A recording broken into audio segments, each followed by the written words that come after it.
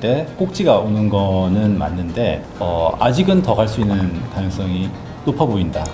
아파트를 내가 1억에 주고 사가지고 월세가 1년에 한 2천만 원이 나온다. 그러면은 안녕하세요. 안녕하세요. 안녕하십니까. 김앤리의 쉬운 투자입니다. 한 박자 늦었어요. 괜찮습니다. 예, 예. 오늘 김한진 박사님 다시 모셨습니다. 네. 지난번에는 인플레이션 얘기해 주셨는데 저희 북토크 참여하신 소감 짧게. 네, 오히려 뭐 제가 많이 배웠습니다. 즐거웠어요. 네. 네. 밖에 나가가지고 이제 스튜디오 아니고 이제 다른 데서 또 그 나름의 또 맛이 있었던 것 같아요. 예, 그리고 특히나 이제 김한진 박사님이 방송에서는 또 못하시는 그런 얘기를 맞아요. 네, 그런 진솔한 얘기를 해주셔가지고 예, 너무 좋았다고 사람들 반응이. 아유, 감사합니다. 오신 분들이 다들 굉장히 즐거워하셨습니다. 네. 네. 오늘 2월 4일인데 사실 1월 말까지 코스피 20몇 프로, 제가 정확한 수치까지는 모르겠는데 20몇 프로 올랐다가 2월 2일 월요일에 6%가 넘는 하락을 했다가 다시 2월 3일에 올라와서 오늘 2월 4일자로 지금 코스피 1.2% 올라서 5,350포인트거든요. 네. 그래서 이코노미스트시니까 지수 전망 다들 궁금해 하실 것 같아요. 매파인지 비둘기파인지 모르겠는 의장에 대한 얘기도 좀 궁금합니다. 지금 지수 전망을 물어보시는 건가요? 맞아요. 지수 전망하면 안 되죠. 그걸 어떻게 합니까? 저는 지수 전망만큼 어리석은 일은 없다고 생각합니다. 들으셨죠? 예. 근데 꼭 물어보십니다. 제가 그때도 이제 얘기 드렸지만 오를 거야 내릴 거야 뭐 이 정도를 자꾸 궁금해해서 이제 구루들의 생각을 조금 알고 싶어요. 저는 뭐 구루 반열은 아니고요. 그 지수 예측을 섣불리 하지 않는 게 경험상 좋았던 것 같아요. 저는 저의 경우는 뇌피셜로 뭐 때려 맞히기 식으로 뭐 5,800, 뭐 7,500 부를 수는 있죠. 숫자 뭐 부르는데 돈 듭니까? 하지만 제 생각에는 삼성전자 하이닉스의 밸류에이션을 가지고 판단하는 게 맞을 것 같고요. 지금 둘이 합쳐서 시총 35% 가까이 되잖아요. 네. 그러니까 그게 어디까지 올라갈까? 그 어디까지 올라갈 건가도 사실은 정확하게 조금 뜯어보면 올해 이익이 어느 정도의 서프라이즈가 날까? 그러니까 지금 모건 스탠리가 제일 최근에 많이 부른 것 같아요. 네. 얼마까지? 삼성전자를 320조 영업이익 본 것 같고, 이게 제 기억에는 한 6개월 전에만 해도 마켓의 컨센서스가 한 100조였거든요. 그러니까 만약에 모건 스탠리가 맞다면 이번에 한 최근에 나온 것 같은데 320조, 하이닉스 한 220조 이게 맞다면 그러면 현재 삼성전자 시총이 1,000조니까 PR이 3배밖에 안 되는 거잖아요. 네. 하이닉스 마찬가지고. 근데 이제 이 대목에서 시청자분들이 생각하실 거예요. 그럼 내년에도 그렇게 증가율이 나올 거냐. 결국엔 제가 한번 하이닉스와 삼성전자 주가를 쭉 봤어요. 네네. 그랬더니 그 매년 주가가 올라갈 때 그 상투를 찍을 때 영업이익 증가율이 가장 높았을 때예요. 그렇지 않습니까, 대표님? 네. 그러니까 만약에 작년 대비 올해 증가율이 뭐 100% 뭐 혹은 그 이상이다 한다면 내년에도 100%가 안 되면 2027년 올해 대비 영업이익 증가율이 이렇게 안 되면 어쨌거나 올해 상투라는 거죠. 그 얘기인 즉슨 일단 코스피는 올해 쉬어갈 확률이 높다라는 게 결론이고, 어디까지 갈 거냐는 저는 쉽게 생각하기 어려울 것 같아요. 왜냐하면은 우리가 생각하는 저 같은 어리석은 이코노미스트나 애널리스트들은 항상 페어밸류를 따지거든요.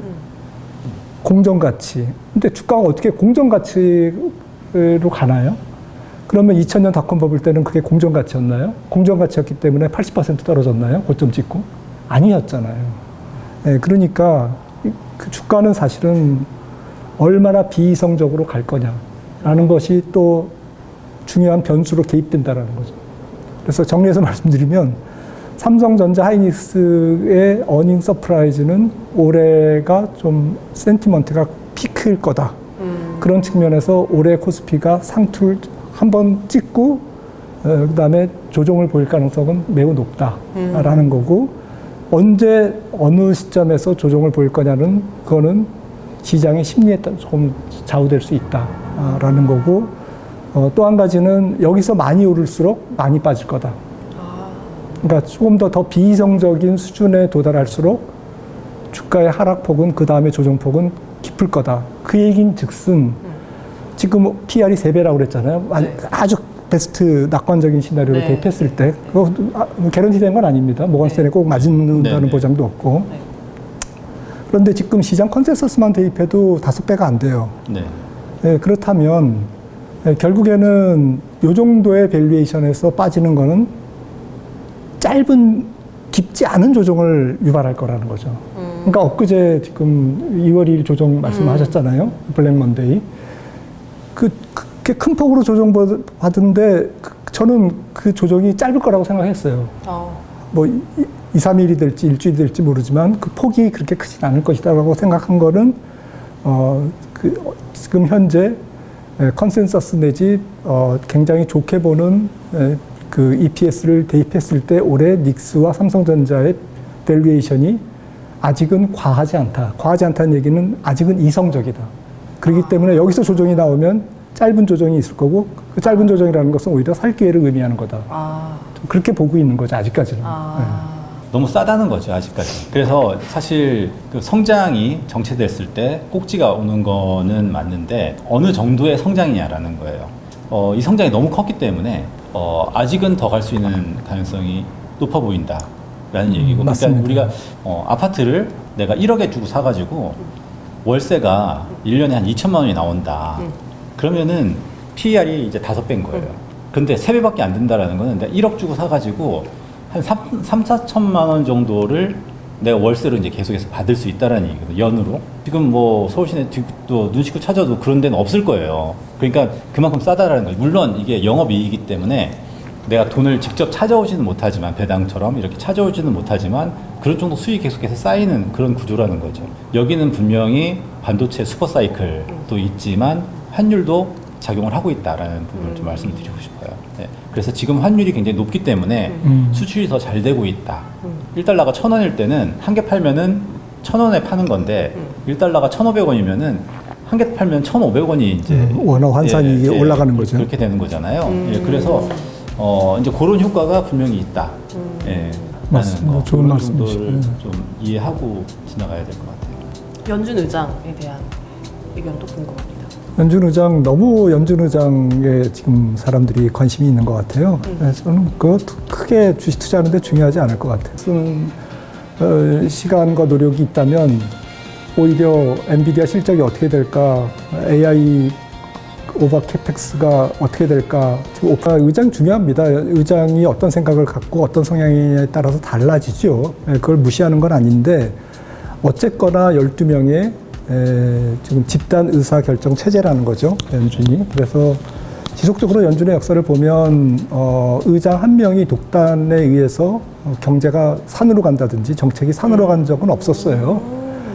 그리고 지금 캐비넷 워시 새로 지명자가 올해는 일단 금리 내리는 신용하겠죠. 내릴 거예요. 아마 저는 2번 내리는 걸 베이스 시나리오라고 보는데 오히려 그게 문제가 아니고 첫 번째는 경제가 너무 좋은데, 즉 올해 성장률이 뭐 3% 가까이 되는데 그런데 금리를 2번 내린다. 그 가능성이 있을까 없을까? 저는 없을 거라고 봐요. 왜냐하면은 그 매파적인 의원들이 12명 중에 뭐 못해도 5명은 되거든요. 그리고 다 한가닥 다 머리가 큰 사람들입니다. 초등학생이 아니에요. 그런 사람들을 설득해야 돼. 그 설득하다가 만약에 되치기 당하면 제 생각에는 앞으로 연준 의장으로서의 리더십을 완전히 다 잃어버려요. 그래서 케빈 워시도 되게 이런 부분들을 고민하고 있을 거예요. 백악관에서는 무조건 내리라고 트럼프가 소송 건다고 그러니까. 어쨌든 뭐 경제가 너무 좋아서 좋은데 금리를 너무 완화적으로 내린다. 그 가능성도 저는 낮다고 봐요. 설득을 못할 거라는 거죠. 그래서 인플레이션이 오고 그래서 경제가 망가지고 주식시장이 잠깐 반짝했다가 결국에는 오히려 시장 금리가 올라가지고 대치기 당한다. 그 시나리오도 가능성이 저는 적다라고 생각을 해요. 진짜 위험은 제 생각에는 경제가 너무 좋아서 기준금리와는 관련이 없이 관계가 없이 시장금리가 올라가는 지난 시간에도 말씀 나눴지만 그 위험이 오히려 더 클 거라고 봐요. 그래서 그거는 연준의 의지와는 관계가 없습니다. 연준이 금리를 내리면 오히려 시장금리가 올라갈 거라고 저는 봐요. 왜냐하면 인플레이션이 온다고 사람들이 생각하기 때문에 경제가 이렇게 좋은데 금리를 내린다고 그러면 인플레이션 오잖아. 시장 금리가 올라가는 거죠. 그래서 수익률 곡선이 베어 스티프닝이 되는 거죠. 장기 금리가 더 높아지는 그러한 수익률 정상화 과정을 보일 거고 그래서 사실은 케빈 워시가 5월 이후에 할 게 없다라는 거죠. 시장의 기대처럼 청문회가 진행돼야 이제 뭐 약간 성격이 나오니까 시장은 항상 이런 상황 뭐 이렇게 연준 의장이 수장이 바뀌고 이럴 때는 미스터 마켓은 흔들죠 시장을. 너 좀 한번 흔들어 봐야 되겠어. 그리고 흔들어서 시장이 그래서 막 이렇게 휘청거리졌잖아요. 그날 휘청거리고 다시 또 올라오고 뭐 이렇게 해서 이제 뒤죽박죽 되는 과정에서 이 사람의 이제 정체성이 나오는 거죠. 그리고 이제 청문회 하면 이제 상원 뭐 지금 24명이잖아요. 상임위가. 그걸 이제 거기서 하면서 이제 계속 이제 색깔이 나오겠죠. 그리고 시장이 지금 우려하는 거. 뭐 악셀레이터하고 브레이크를 동시에 밟는다고? QT를 하면 금리를 내릴 여지가 더 커져. 지금 그 얘기인데 시장은 이것도 조금 불안해하는 거예요. 그래서 이런 부분들이 이제 케빈 워시가 어떻게 얘기할지. 왜냐하면은 잘못하면 뭐 관세 인플레이션은 오지 경기는 예를 들어서 올해 좀 좋을 것 같거든요. 저는 2.5% 이상 3% 가까이 성장하지. 그런데 QT를 한다. 그건 오케이. 근데 QT를 하는 이유가 금리를 내리기 위해서 한다? 그러면 시장은 잘못하면 금리를 내리는 효과는 경제에 전달이 안 되는 거죠. 왜냐하면 시장 금리가 올라가니까 모기지 금리라든지 오토론이라든지 그러니까 잘못하면 뒤죽박죽 될 수가 있다라는 것을 시장은 지금 두려워하는 거예요. 그러니까 괜히 어설픈 정책으로 시장 금리 내리고 기준 금리 내리고 시장 금리는 올라가고 그 다음에 대체 대조표 축소는 어설프게 하면 지금 가뜩이나 매년 지금 올해도 다음 회계년도에도 한 그 국채 발행량이 8%인가 증가할 거라고요. 그런 상태에서 유동성이 수축되면 시장 금리가 더 올라가죠.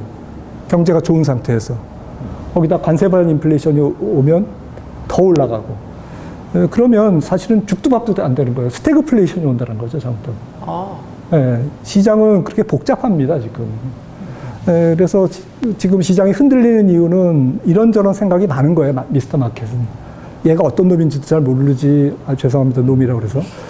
그 다음에 어떤 정책을 펼칠지도 모르지, 약간 궤변 비슷한 뭐 QT 하면서 금리를 내린다고 이상한 방향으로 얘기하지.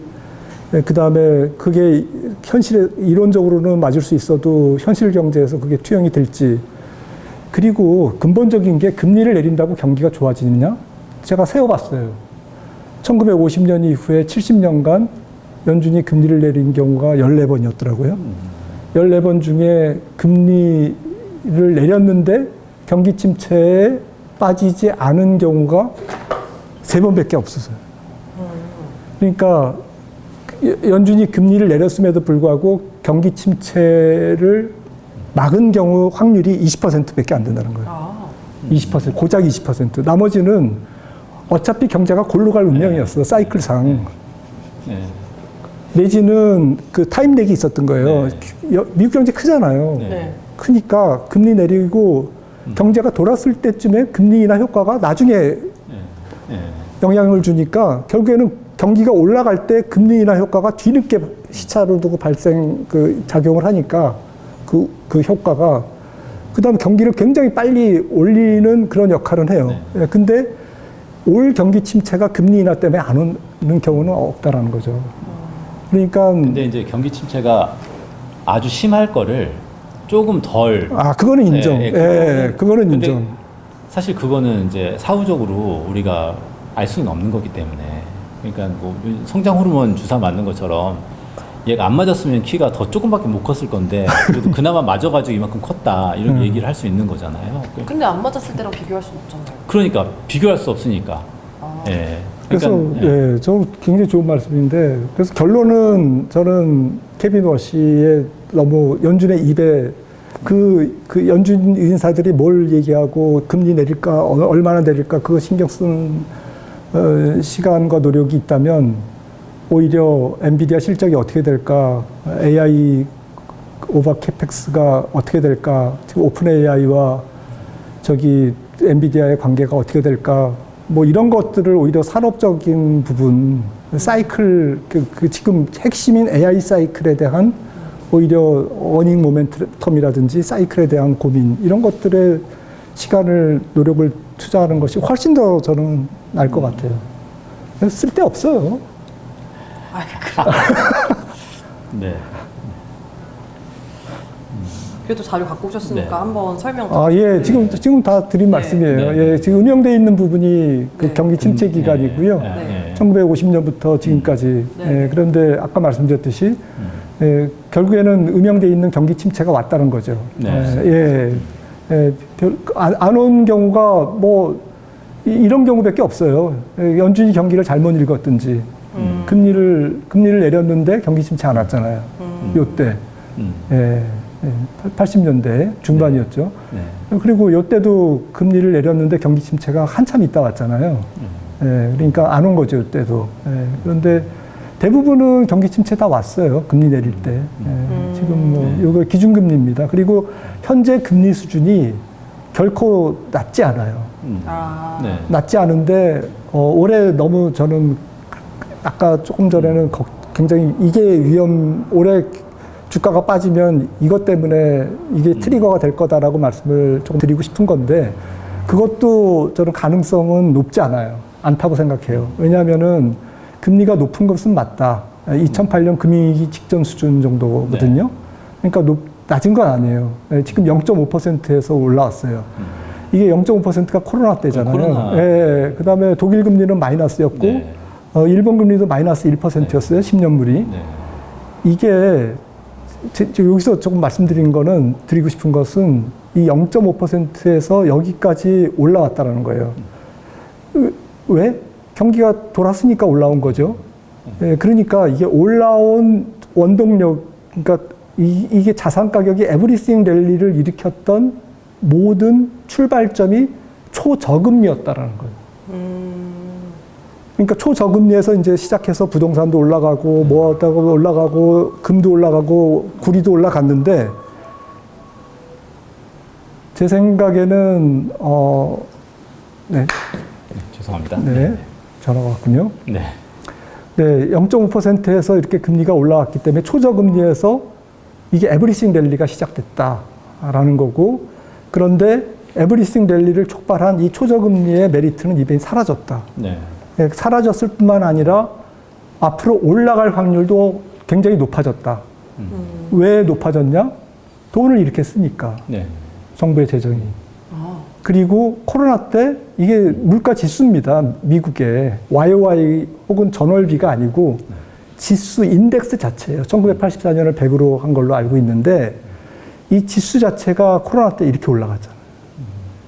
사실 그때 네. 실기를 했던 거죠. 네. 파월이 일시적이다. 일시적이다. 템포러리라 얘기하면서 첫 금리 인하가 기억나실 거예요. CPI가 8%대 금리 인상이 네, 7.5%가 8%에서 네. 첫 금리 인상을 했습니다. CPI가 네. 그때 템포러리라고 네. 주장을 했고 네. 그런 연준이에요. 네. 근데 아무튼 지수가 이렇게 올라왔어요. 올라왔다라는 얘기, 그리고 재정 적자가 이렇게 크다라는 얘기는 미국입니다. 일본 말할 독일마저도 그렇고, 미국인데, 네. 이런 상태에서 그 재정 적자가 커진다는 얘기는 계속 그 채권 국채 발행량이 올라오고, 턴 프리미엄이 올라오는 그런 과정에서 지금 불리한 게임이라는 거죠. 그러니까 아마 글로벌 헤지 펀드들이, 야, 한번 채권을 숏해야 되는데 언제 하지? 채권 금리가 언제 올라가지? 이거 아마 노리는 사람들 엄청 많을 거예요. 너무 올라가기 쉬운 환경 같이 보이지 않으세요? 그러다가 거기다가 올해 주가도 좋고 경기도 좋대. 아, 이거는 나이스다.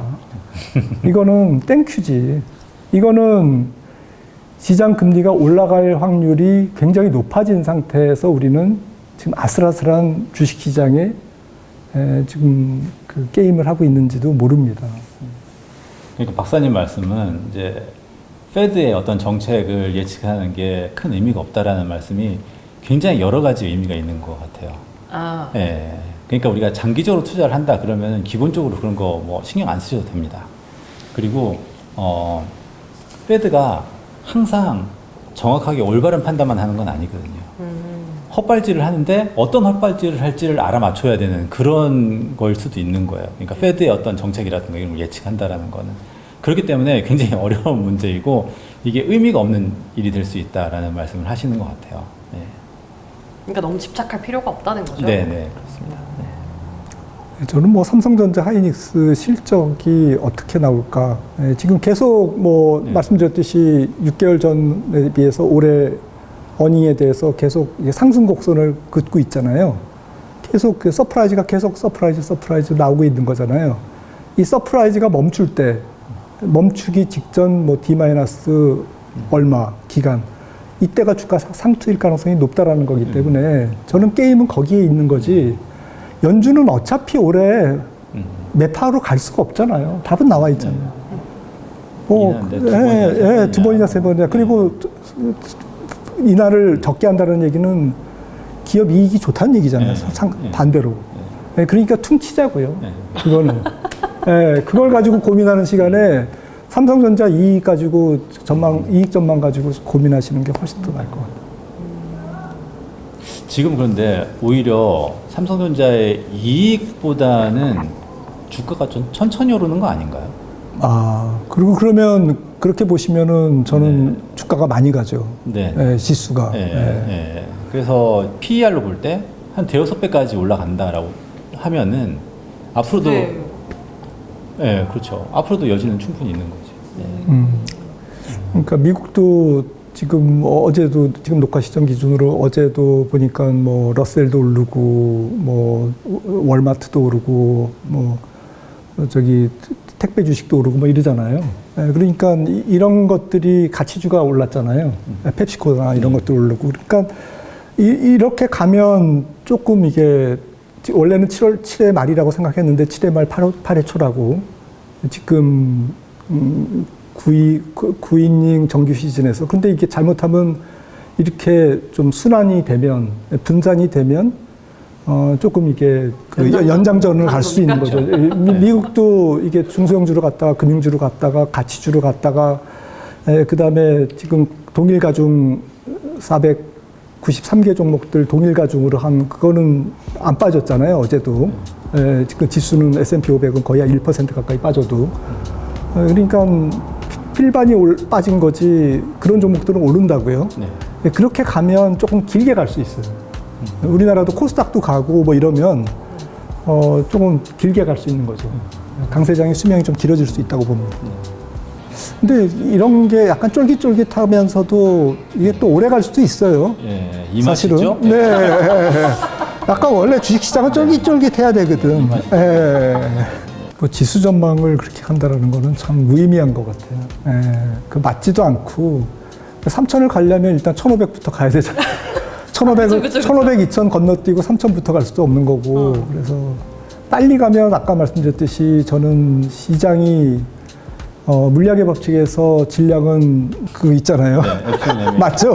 맞습니다. 맞습니다. 그러니까 지금 주식시장에 그걸 적용하면 그 힘은 에너지는 뭐 유동성이라든지 기업 실적의 모멘텀이라든지 이런 거고, 그 다음에 질량은 시가총액이라고 생각하고, A는 이제 주가의 상승 속도라고 하면, 치환하면 A는 질량 나누기 F잖아요.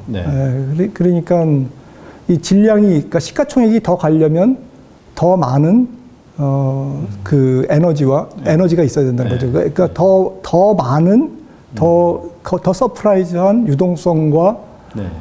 기업 실적의 모멘텀이 추가돼야 된다면 속도가 올라가는 건데 이게 속도가 너무 빨라버리면 이걸 다 조기에 다 소진해 버리는 거잖아요. 네, 네, 네, 네. 그러니까 지금 은이 왜 빠졌습니까? 작년 170% 오른 상태에서 네. 1월 달에도 더 올라가니까 그게 이제 사달이 난 거고 네. 거기다가 이제 그렇게 이렇게 급하게 올라갈 때는 투기가 붙기 때문에 거래소에서는 이제 증거금을 더 올리죠. 네. CME에서 이제 9%에서 15%로 네. 지난번에 올리면서 이게 이제 마진콜 압력이 훨씬 더 커져서 결국에는 A가 망가진 건데 가속도가 네. 주식도 저는 똑같다고 봐요. 네. 여기서 코스닥이 쉬지 않고 여기서 바로 1500, 2000 뭐 뚫고 간다 그러면 저는 부러진다고 봐요. 그거는 네. 뭐 100%. 주식시장에서 100%는 없지만 네. 떨어질 확률이 높은 거죠. 근데 이제 그런 기대감을 갖는 이유 중에 하나가 코스피가 이제 2000 언저리, 2500 뭐 이런 언저리에서 5000이 가버린 상태, 5000을 지금 5300 이런 정도 지금 가고 있는데 이걸 한번 봤단 말이죠. 사람들이 투자자들이 한번 이걸 봤단 말이죠. 그러니까 또 이번엔 코스닥이다. 코스닥은 별로 오른 게 없으니까 여기에 좀 기대를 갖고 있는 것 같은데 코스피하고 코스닥은 다르다라는 거죠.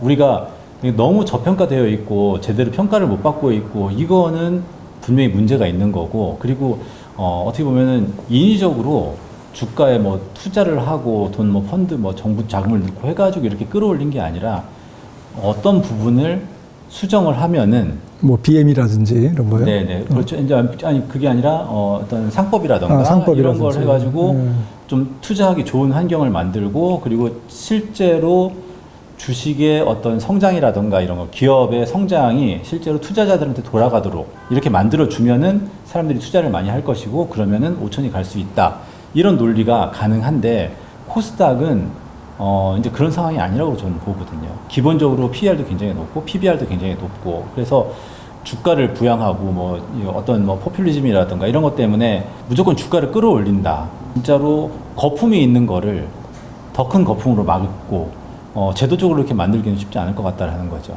예, 그래서 코스닥은 정말로 저평가를 받고 있는 그런 시장인지 거기에 대한 공감대가 아직은 없다라고 생각을 해요. 앞으로도 어떤 수익이라던가 이런 거를 더 보여줘야 되는 그런 시장이라고 생각을 합니다. 위험할 수 있다 이런 생각을 가지고 있어요.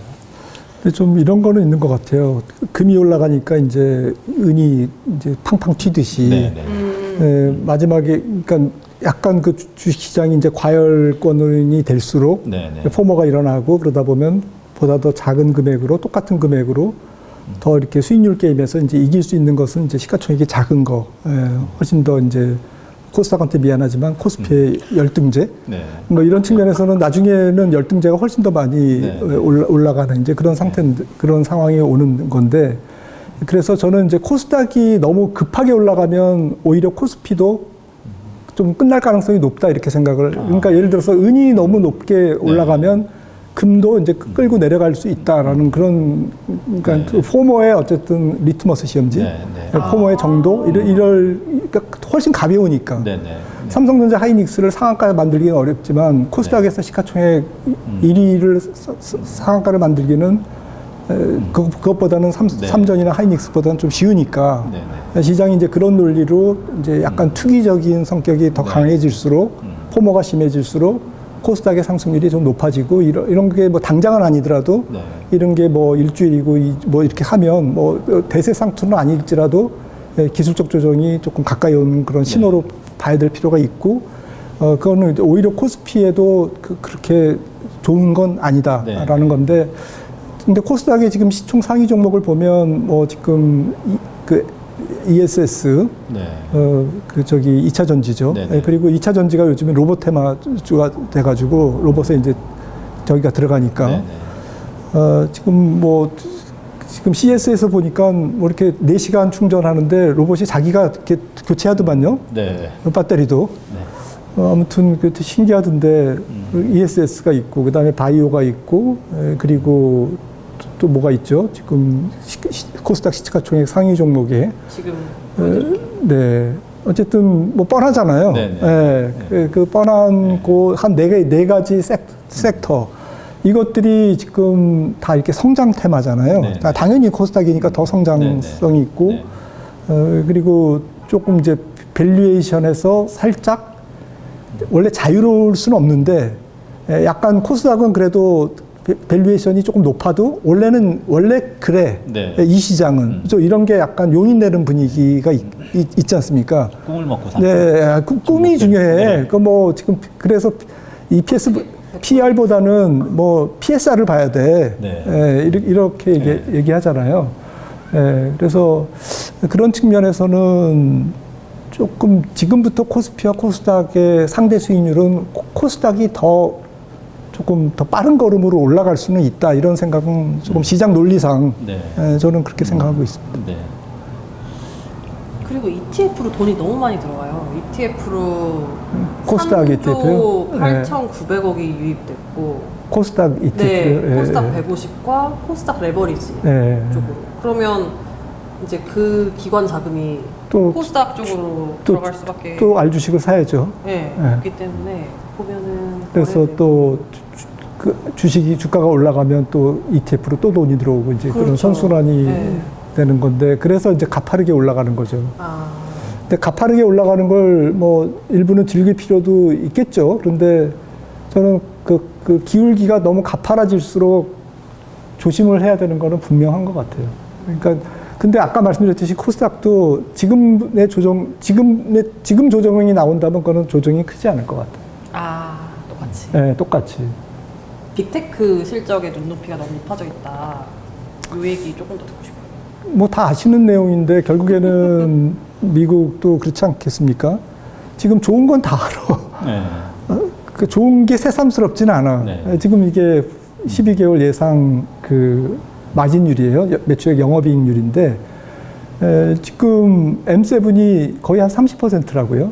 그리고 또 제가 보니까 뭐 3개월 전이나 6개월 전보다 계속 올라가고 있어요. 그러니까 월등하잖아요. 나머지 493개 종목에 비해서 12.5%에 거의 2배가 넘는 그러네요. 마진율을 하는데 이거는 다 아는 사실이죠. 문제는 이게 악재예요. 가파르게 오르기 때문인가요? 이게 눈높이가 높아지는 거죠. 그러니까 만약에 이게 조금씩 가이던스가 낮아지면 얼마 전에도 인텔 실적 좋았는데 가이던스가 약간 나쁜 것도 아니야. 약간 가이던스 약간 뭐 저거 하니까 주가가 한 거의 10% 빠졌잖아요. 네, 그날. 그런 현상이 지금 있을 수 있다라는 거죠. 그러니까 M7 영업이익률이 올해 28%로 지금 컨센이 형성돼 있는데 이게 한 26%, 25.5% 그게 뭐 큰 차이가 있어요?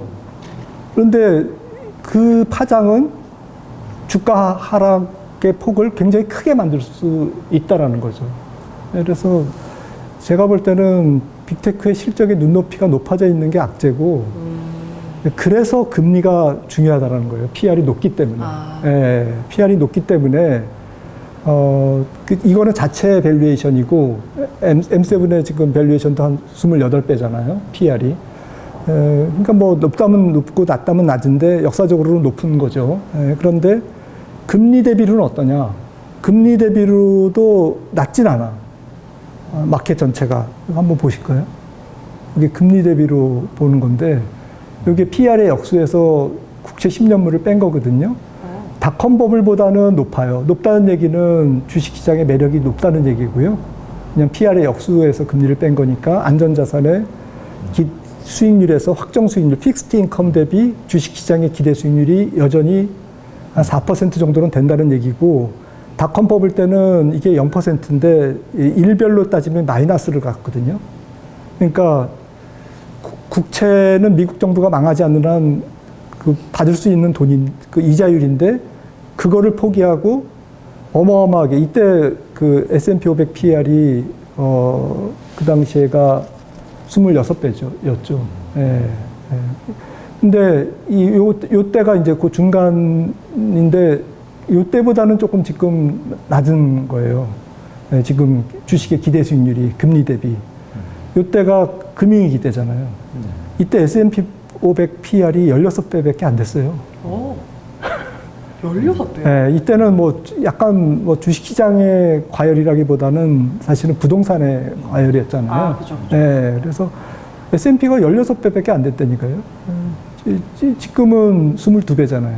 그리고 M7은 말씀드렸듯이 28배고. 그러니까 이게 금리에서 뺀 거라고 말씀드렸잖아요. 주식의 기대 수익률, 즉 PR의 역수. 그러니까 단순하게 여기서 이제 기대 물가도 빼고 하는데 복잡하니까 요 간단한 걸로 지금 갖고 나왔는데요. 아무튼 말씀드리고자 하는 거는 닷컴 버블보다는 높지만 금융위기보다는 결코 뭐 저기 여유가 있는 편이 아니다. 지금 아주 편하게 주식에서 그냥 완전히 나는 뭐 올해 그냥 바이앤홀드해서 내년까지 가져가. 물론 이제 돈 많고 뭐 장기 투자하시고 그런 거 오케이. 그런데 매매는 단기적으로 하면서 그런 마음을 가지시면 안 된다라는 거예요. 지금 그렇게 아주 마음 편하게 그냥 누워있을 때는 네, 아침에 일어났을 때 미국 주가가 빠졌든 말든 나는 뭐 이렇게 그냥 사주 경계도 안 하고 그냥 주식을 편안하게 가지고 갈 수 있는 그런 태평성대 시절은 아니다라는 거죠. 굉장히 금리가 올라가면 조금 쫄리는, 그다음에 이 어닝의 모멘텀이 조금이라도 기스가면, 기스는 일본 말이네. 약간 상체기가 가면 그냥 쫄리는. 그러니까 조금 뭐 소뚜껑 보고 뭐 놀란다고 조금만 문제가 생기면 그냥 시장이 지금 그걸 보여주는 거잖아요. 편안한 상태는 아닌 거예요. 편안한 상태가 아닌데 그러면 손 털고 그냥 파티장을 떠날 거냐? 그것도 어려워. 약간 좀 그래도 네. 지금 다 좋아질 것 같으니까. 그리고 저게 있잖아요. 트럼프 풋, 베선트 풋. 떨어지면 뭔가 조치를 할 것 같다. 11월 4일이 네. 있잖아요. 그쵸. 우리에게는 미국의 중간선거가 있어요. 그렇죠. 그럼요. 신에게는. 네. 그러니까 이게 그림을 저렇게 보니까 위험한 국면까지 와 있다. 네. 이런 게 확실히 보이네요. 저렇게. 네. 그러니까 어닝이 계속 공급이 돼야 돼. 네. 네, 네. 아까 물리학에서 얘기하는 그 에너지가 계속 공급이 돼야 돼. 유동성이든 네. 어닝 모멘텀이든. 네. 네, 그게 안 되면 약간 이게 가파른 언덕을 네. 수레가 밀고 올라가는 형태라서 네. 이게 확 밀리죠. 네. 네. 근데 이런 게 약간 쫄깃쫄깃하면서도 이게 또 오래 갈 수도 있어요. 예, 이 맛이죠? 네. 약간 원래 주식시장은 쫄깃쫄깃해야 되거든. 이 맛이죠. 약간 긴장, 뭐 그냥 불편해. 네. 불편한데 재밌어. 네. 네. 재밌으면서도 쫄려. 네. 그럴 때 맛. 네, 이제 뭐 김한희 박사님 말씀하시는 것처럼 지금 시장을 떠날 때는 확실히 아니다. 특히나 이제 국내 시장 같은 경우에는 특히요. 예. 떠날 때는 아니다. 그래서 기본적으로 아무리 안 좋게 봐도 저는 이제 50%를 말씀을 드리는데 한 20%나 30%는 무조건 가지고 가야 되는 상황이다. 오르면 올라서 좋고 그냥 빠지면은 싸게 살 수 있으니까 더 좋고 이제 뭐 그렇게 대응을 하시는 게 맞는 상황인 것 같다라는 얘기를 드리고 싶어요. 안 그러면은 쫄깃쫄깃한 거를 못 참으시는 분들이 계시거든요. 예, 그렇죠. 예. 성격적으로 못 그러면은 참으시.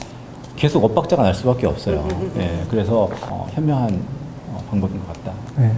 우리 한 달 전에 녹화할 때 현대자동차가 막 그때 처음으로 오르기 시작했을 때였거든요. 그랬죠. 네. 예. 그랬었죠. 네. CES 하고 얼마 안 있어서 네. 그랬잖아요. 예. 1월 초였어가지고 네. 그때 한 8%가 올라서 한 40만 원 안 할 때였거든요. 정확한 그래서 기억은 안 나는데 하여간 그때 일본으로 저희가 녹화를 한 게 요때였어요. 요때여가지고 35만 원. 이날이 막 8%가 올라서 네. 코스피 네. 5,000원 가기 전이었고 그래서 그래서 요렇게 현대자동차로 좀 더 온기가 퍼져나가면 네. 반도체의 온기가 퍼져나가면 시장 전반적으로 좀 좋을 거라고 네. 하셨는데 그 후로 막 현대차가 미친 듯이 올라가지고 60만 원까지는 아니고 그죠? 60만 원 맞죠? 한 59만 그쵸. 원까지 갔다가 이제 네. 코스닥도 마찬가지죠. 뭐 네. 그때 이후로 좀 네. 네. 많이 올랐고. 이렇게 뭘 지금 아무것도 내가 별로 아직 안 가지고 있다. 그러면 역시 그냥 타이거 200을 담아야 되는 걸까요? 저는 타이거 200에 딱 그렇게 딱 특정 종목 얘기해도 됩니까? 광고 타이거 어떻게- 200은 광고 받으셨어요? 코스피 200. 광고 받고 싶어요. 코스피 200이라고 하시죠. 끝나면. 코스피 네. 200. 네. 코스피 이게 내가 누구냐에 따라서 다른 거예요. 이게 한번 흔들림은 있을 거예요. 주가가 너무 단기에 많이 올랐기 때문에 기본적으로 변동성이 커져 있는 시장이에요. 내리는 것도 많이 내리고 또 회복돼서 또 올라가는 것도 또 심하게 올라가고 이제 이런 거를 못 버티면은 참 그 말씀드리기가 좀 어려운 상황인 거죠. 예, 그런데 기본적으로 우리가 장기 투자하고 뭐 노후 자금을 위해서 투자를 한다. 그러면은 전 지금이라도 사는 게 맞다라고 생각을 합니다. 지금 아까 김원재 박사님이 금리하고 지금 이익률하고 요거 비교를 해주셨잖아요. 우리나라는 아직까지 굉장히 낮은 상황이에요. 예, 그게 그러니까 이제 싸다는 얘기죠. 예, 그렇기 때문에 저는 업사이드가 충분히 있다. 그렇게 말씀을 드리고 싶은데 단 변동성은 커지는 상황이 될 수 있으니 충분히 감안을 하고 진입을 하셔라. 이렇게 말씀드리고 싶습니다. 만약에 섹터 ETF를 조금 더 사고 싶다. 공격적으로. 내가 네. 개별주까지 못하더라도. 라고 하면 뭘 담아야 돼요? 반도체 ETF 담아야 돼요? 바이오 올라간다고 쫓아가면 그다음부터는 조선이 가고 조선 올라간다고 또 쫓아가면 전력 가고 뭐 이제 이럴 수도 있는 거죠. 네. 굉장히 혼란스러운 그런 순환매가 있을 수도 있고 상황이 그러니까 이제 되는 맨날 건가요? 제주도 가고 이제 그러시잖아요. 섹터 ETF는 그래요. 섹터 ETF는 좀 테마 위주로 갈 수밖에 없는 것 같아요. 그냥 우리 시장을 투자를 하는 게 아니라 그냥 개별 주식 투자하듯이 이렇게 접근을 해야 되는 거고. 그래서 뭐 지금 뭐 반도체나 뭐 이런 거 지금 한참 성장 나오고 있는 거 이런 쪽에 투자를 하시는 게 그래도 좀 유리해 보여요. 그리고 이제 그 어느 정도 이익 실현을 할 시점이 되면은 그때 이제 시장으로 갈아타는 그런 전략을 이제 취하시는 게 조방원은 어떻게 보세요? 아니 조선 실적이 또 그렇게 좋아질 거래요. 아니 그러니까 그 얼마 전에 그 수출 데이터가 1월 수출 데이터가 나왔어요. 수출입 동향 그 데이터가 매월 1일 날 나오는데 그걸 봤는데 다 좋아요. 특히나 컴퓨터 수출이 100%인가 이렇게 늘었더라고요. 예, 그러니까 이제 확실히 환율 효과라고 봐요, 저는. 예, 조방원 전체적으로 보면은 환율 효과라고 보고 있고, 그리고 동남아 이런 데도 환율이 굉장히 올랐어요.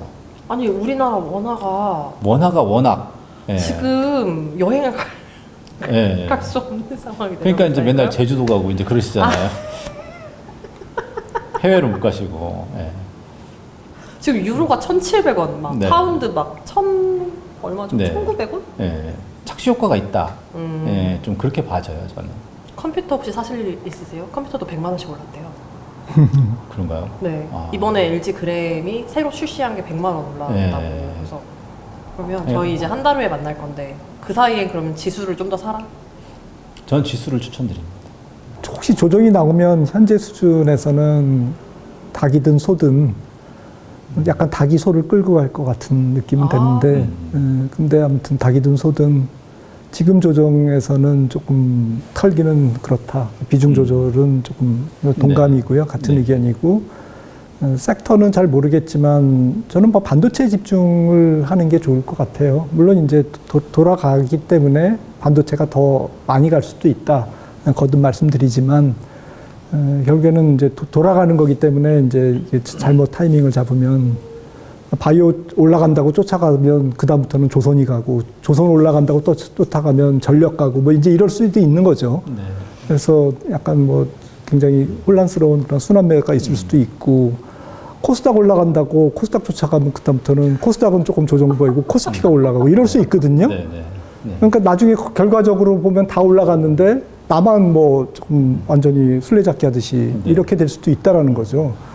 그런 측면에서는 저는 뭐 반도체를 중심으로 일단 뭐 예를 들어서 주식 투자 비중 자체는 조금 현금 비중을 지금부터는 높여가시는 게 좋을 것 같고 시장이 더 간다고 해도 그다음에 또 뭐 다음 달에 방송을 하는데 그 조금 더 갈 것 같은데 뭐 이러면 다시 또 이제 수정해서 말씀을 드리겠지만 지금으로서는 5,300 코스닥 1,100 선 여기서는 이제부터는 조금 현금 비중을 높여가고 그런 게 나을 것 같고 그리고 만약에 이제 환율이 조금 아까 환율 말씀을 잘 하셨는데 내려간다면 그러니까 원달러가 조금 안정이 된다면 혹시라도 1,400원을 아래로 깬다면 제 생각에는 그거는 조금 시장을 더 흥분시킬 것 같아요. 단기적으로. 단기적으로는. 예. 길게 봐서는 이제 예. 오히려 뭐 수출 기업들에게 좀 불리한 거지만 단기적으로는 외국인 자금도 들어오고 네. 또 전체적인 환율 시장에 대한 불확실성도 조금 제거가 되면서 코스피가 한 번 더 올라가고 또 순환매도 또 내수 쪽으로 돌겠죠. 뭐 여러 가지를 이유를 붙여서 네. 뭐 네카오가 가든 뭐가 가든 네, 그런 식으로 뭐 조금 이제 시장을 더 활기를 얻을 수 있는 활력을 불어넣을 수 있는 그러한 모멘텀이 될 수는 있겠지만 저는 오히려 그 환율이 1,400원을 깨고 내려가면 좀 진짜 위험하다고 봐요. 네. 네. 저도 같은 생각 뭐 계속 말씀드리지만 그런 부분이 있을 것 같고요. 이제 PBR 낮은 주식들 이런 주식들에 좀 관심을 가지실 때다. 기본적으로 이제 정책도 그런 식으로 계속 돌아가고 있고 상속 이런 문제 때문에 좀 주가가 못 오르고 좀 정체되어 있는 그런 종목들이 있거든요. 이제 그런 거는 좀 잘 찾아보시면은 그럼 어떻게 찾아요? 그런 방법 많이 나와 있습니다. 상속 뭐 이렇게 쳐요? 아니 그냥 PBR하고 상속 이렇게 치면은 뭐 상속해드립니다. 네 상속 법률 상담해 네, 드립니다. 법률 상담 뭐 그런 얘기 나오고요. 네, 그렇게 치면 안 되고. 아니 전문가가 아니잖아요. 어떻게 네, 찾냐고. 네, 네. 그냥 PBR 낮은 거 이런 거. 네. 거기에 상속이 어떻게 있는지 어떻게 알아요?